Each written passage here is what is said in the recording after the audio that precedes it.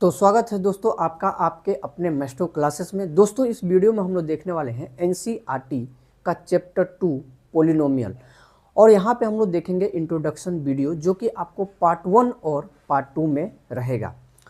और मैंने इस तरीके से कॉन्सेप्ट को डिज़ाइन किया है कि आपको एनसीईआरटी बनाने में कोई प्रॉब्लम नहीं होगा। तो बस आपको क्या करना है कि इन वीडियो को ध्यान से देखना है।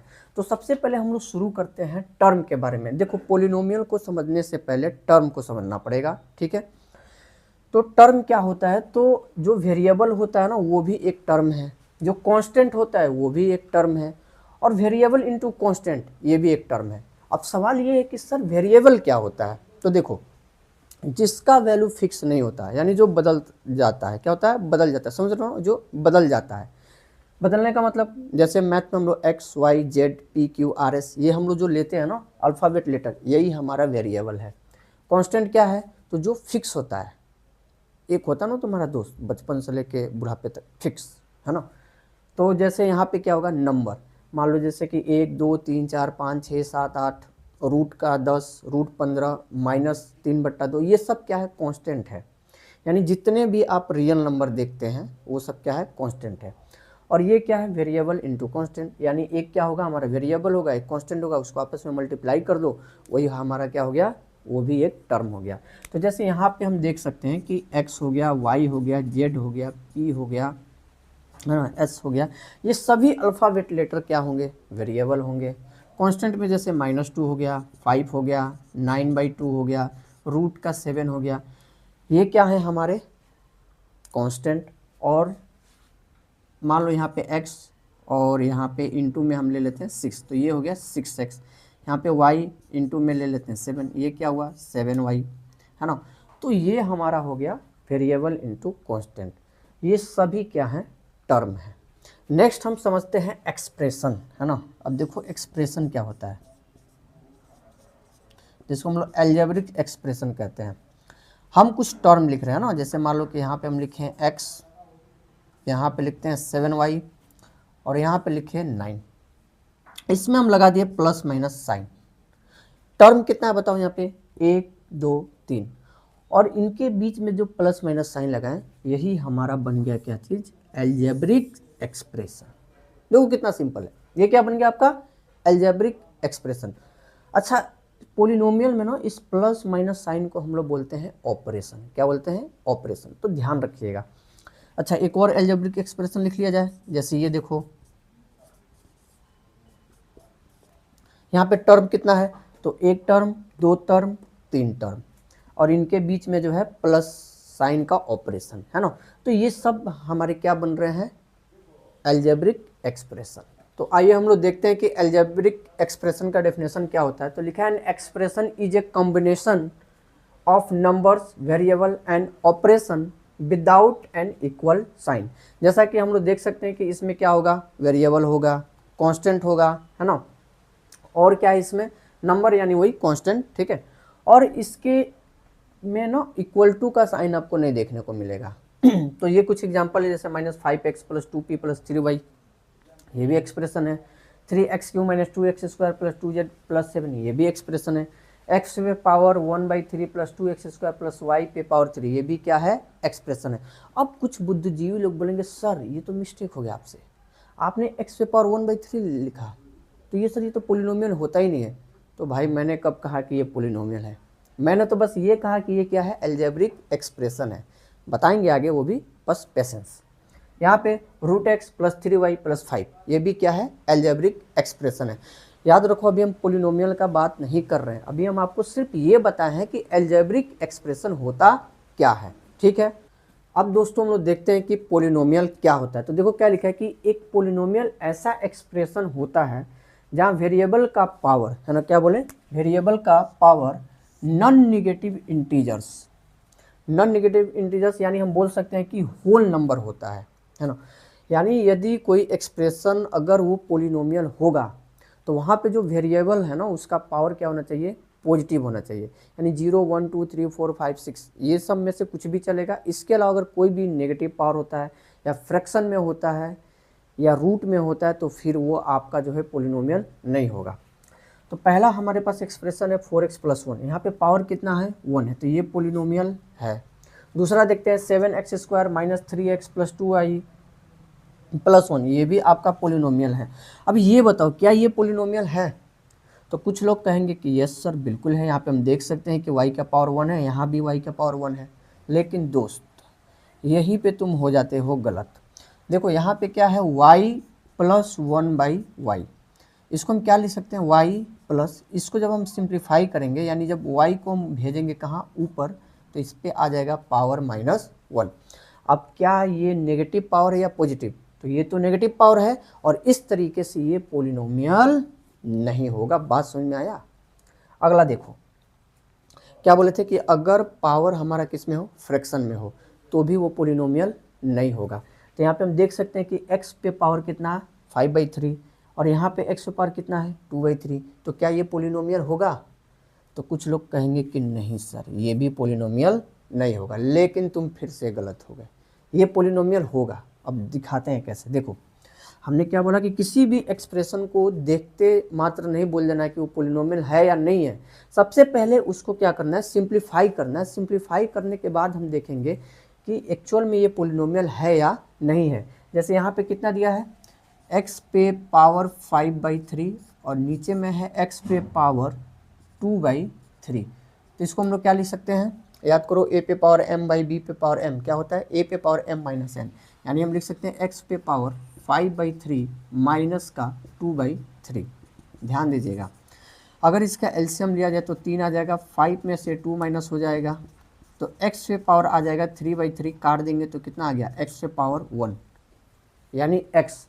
तो क्या ये पोलिनोमियल नहीं होगा? होगा। एक सिंगल टर्म भी आपका पोलिनोमियल होता है, ये बात याद रखिएगा। अब सवाल ये कि यहाँ से हमने क्या सीखा?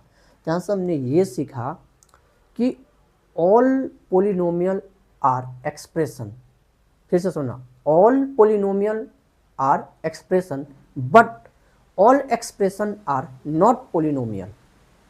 ये बहुत ज़रूरी बात है ना। तो इसको हम लोग लिख सकते हैं, चलो हम थोड़ा मिटा के इसको लिखते हैं। तो देखो कॉपी में कहीं भी नोट बना के लिख लो कि all polynomial are expression but all expression are not polynomial. तो चलिए दोस्तों एक छोटा सा आपका टेस्ट लेते हैं, आपको बताना है कि इसमें से कौन सा पोलिनोमियल है और कौन सा पोलिनोमियल नहीं है। तो चलो पहला बताओ पोलिनोमियल होगा या नहीं होगा। तो देखो यहाँ पे है 2x² प्लस 3/x माइनस 5। अब यहाँ पे क्या ये पोलिनोमियल होगा या नहीं होगा? हम पहले ही बोले कि हर क्वेश्चन को पहले सिंप्लीफाई करना है और तब जाके बताना है।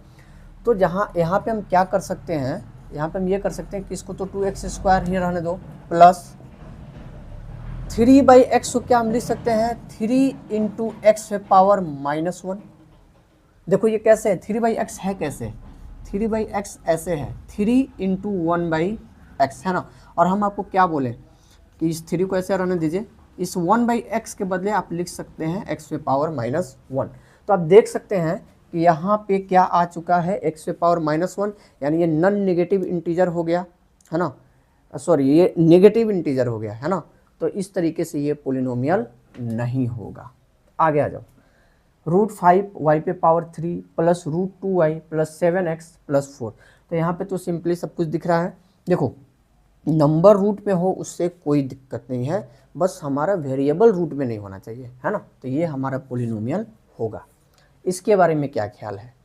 तो -11x² प्लस 7 √7x प्लस 2, तो ये भी पोलिनोमियल है। नेक्स्ट देखते हैं 7/x²। अब देखो यहीं पे गड़बड़ी है। अब कुछ लोग बोलेंगे ये पोलिनोमियल है और कुछ लोग बोलेंगे नहीं है। तो जो लोग ये बोल रहे हैं कि ये पोलिनोमियल है तो आप गलत हो, और जो लोग बोलें कि ये पोलिनोमियल नहीं है बिल्कुल सही हो आप। देखो हम इसको 7/x² है ना, बाकी सब कुछ छोड़ो, बाकी सब ठीक है। इस 7/x² को क्या लिख सकते हैं 7 × x पे पावर -2, और माइनस आ गया इसलिए ये पोलिनोमियल नहीं है। अब सही बताओ, सही बताओ किसका जो है चारों सही था और किसका 2। चलो ठीक है, नेक्स्ट देखते हैं अब टाइप्स ऑफ पोलिनोमियल। अब हम लोग आगे टाइप्स ऑफ पोलिनोमियल पढ़े, उससे पहले एक छोटा सा टॉपिक है उसको समझ लेते हैं, डिग्री ऑफ पोलिनोमियल क्या होता है। तो देखो हमारा जो पोलिनोमियल होता है ना, उसमें जो वेरिएबल होते हैं तो जो सबसे बड़ा पावर होता है वही हमारा कहलाता है डिग्री ऑफ पोलिनोमियल। बस इसी बात को ध्यान में रखना है। तो सबसे पहले हमारे पास एक पोलिनोमियल है 3x² माइनस 7x प्लस 5। तो यहाँ पे सबसे ज़्यादा डिग्री कितना है, यानी सबसे बड़ा पावर कितना है। अब देख सकते हैं x पे पावर 2 है, तो यहाँ पे डिग्री इसका कितना हो जाएगा, डिग्री यहाँ पे हो जाएगा 2।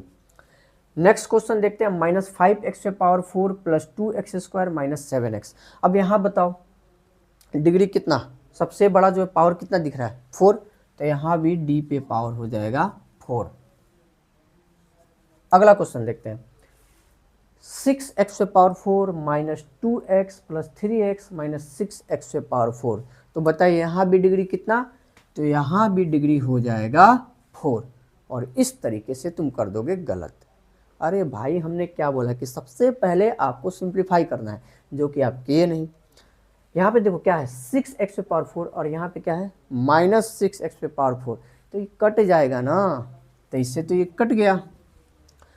अब अगला माइनस 2x प्लस 3x, देखो दोनों सेम ही है, तो इस 3x में से 2x को घटा देंगे तो कितना आएगा, x आएगा। तो x पे पावर कितना है 1, कुछ नहीं तो 1 है। तो इस तरीके से डिग्री यहाँ पे कितना होगा 1 होगा, ना कि 4 होगा। बात समझ में आया। तो क्वेश्चन को हमेशा सिंप्लीफाई करके ही सॉल्व करना है। देखिए अब आगे आते हैं टाइप्स ऑफ पोलिनोमियल। तो टाइप्स ऑफ पोलिनोमियल जो है हमारे दो बेस पे होता है, एक होता है हमारा नंबर ऑफ टर्म के बेस पे और एक को बांटा गया है डिग्री के बेस पे। तो हम लोग दोनों के बारे में अब डिटेल्स में जानेंगे। तो दोस्तों सबसे पहले हम लोग समझते हैं कि नंबर ऑफ टर्म के बेस पे कौन कौन से पोलिनोमियल होते हैं। तो पहला होता है मोनोमियल। मोनोमियल का मतलब होता है वन टर्म, यानी जिस पोलिनोमियल में कितना टर्म हो, वन टर्म हो। जैसे कि x, y, 6y, minus 5, minus 7z, इस तरीके के जो हम लोग टर्म देखते हैं उसे हम लोग बोलते हैं मोनोमियल। आप देख सकते हैं इसमें सिंगल टर्म है। बाइनोमियल मतलब होता है कि वैसा पोलिनोमियल जिसमें कितना टर्म हो, दो टर्म हो। जैसे 2x प्लस 3 हो गया, 4x माइनस 7 हो गया, या 6x² प्लस 4 हो गया। तो ये हमारा क्या है, बाइनोमियल है। और ट्राइनोमियल मतलब क्या, ट्राई मतलब देखो होता है 3, ठीक है ना। तो ट्राइनोमियल मतलब क्या होगा कि वैसा पोलिनोमियल जिसमें कितना टर्म हो, 3 टर्म हो। जैसे 3x² minus 6y plus 2, 7z² minus 6z plus 2, है ना। ये सब क्या है हमारा ट्राइनोमियल है, इसमें 3 टर्म है, 1 2 3। तो ये है हमारा नंबर ऑफ टर्म के बेस पे। अब नेक्स्ट हम लोग देखेंगे डिग्री के बेस पे कितने टाइप के पोलिनोमियल होते हैं। तो आइए दोस्तों अब हम लोग समझते हैं कि लीनियर क्या होता है, क्वाड्रेटिक क्या होता है, क्यूबिक क्या होता है और बाई क्वाड्रेटिक क्या होता है। तो देखो जिसका डिग्री 1 हो वो है हमारा लीनियर, ठीक है। जिस क्वाड्रेटिक पोलिनोमियल का डिग्री कितना हो, 2 हो, वो है हमारा क्वाड्रेटिक पोलिनोमियल। जिसका डिग्री कितना हो, 3 हो, वो है हमारा क्यूबिक पोलिनोमियल। और जिसका डिग्री कितना हो, 4 हो, वो होता है हमारा बाई क्वाड्रेटिक पोलिनोमियल, ठीक है। तो जैसे लीनियर में देखिए यहाँ पे x हो गया, 3x हो गया, माइनस 9y हो गया, माइनस 4z हो गया। हम देख सकते हैं कि सब जगह पावर कितना है, 1 है, और इसलिए ये क्या हो गया, लीनियर पोलिनोमियल हो गया। एक ज़रूरी बात और नोट कर लीजिएगा, देखिए इस चैप्टर में हम लोग सिर्फ एक ही वेरिएबल के बारे में पढ़ेंगे, या तो वो x ही होगा पूरे टर्म में, या फिर y ही होगा, है ना। ऐसा नहीं होगा कि x और y दोनों साथ साथ आ रहा है, तो ध्यान में रखना।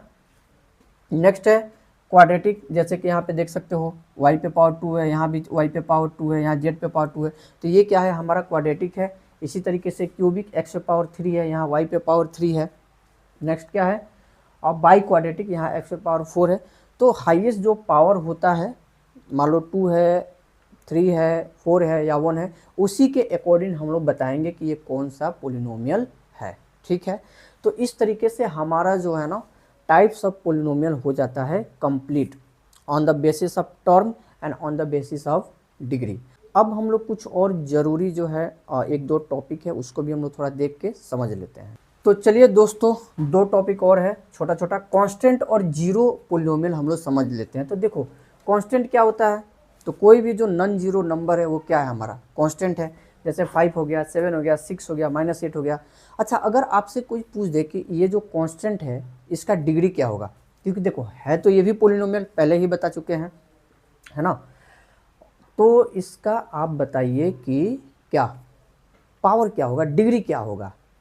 तो देखो यहाँ पे कुछ नहीं दिख रहा है ना, तो हम 1 समझ सकते हैं, यहाँ भी 1 समझ सकते हैं, यहाँ भी 1 और यहाँ भी 1। क्या इससे कोई दिक्कत? कोई दिक्कत नहीं।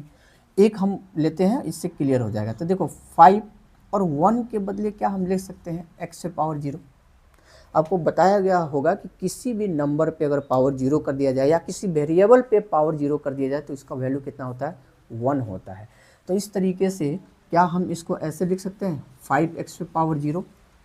अब बता दो भाई यहाँ पे कितना होगा डिग्री, तो यहाँ पे डिग्री होगा इसका सर 0, क्योंकि हमारा x का जो है डिग्री कितना है, पावर कितना है, 0 है, इसलिए इस पोलिनोमियल का डिग्री कितना हो गया, 0। नेक्स्ट देखते हैं जीरो पोलिनोमियल क्या होता है।